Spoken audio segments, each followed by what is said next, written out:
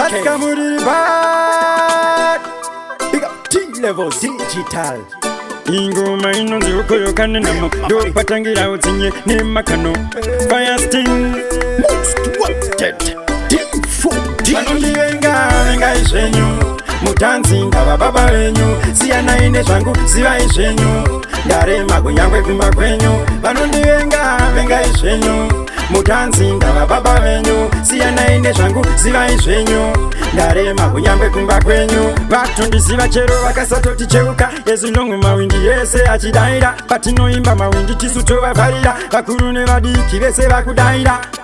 kugona mukoma vangu ipapapa ratokwira gafu hakusi kuzvifonera sindave tafu ndakutaura chokwadi chinenge hafu vanondivenga venga izvenyu mutanzi ngava baba venyu siyana ine zvangu zivai zvenyu ndarema kunyangwe kumba kwenyu vanondivenga venga izvenyu mutanzi ngava baba venyu siyana ine zvangu zivai zvenyu ndarema kunyangwe kumba kwenyu muchatonditerera musingade muchida 2019 ndakavatsipa chigararwa chiri pahuro muchachisvipa T-Level skara wavatipa ndanetsa chitumbisa moto ndapirisa ndiri padenga mira kundidzikisa uchida nezvangu mira kutipisa D4D anokudzidzisa anondivenga venga izvenyu mutanzi ngava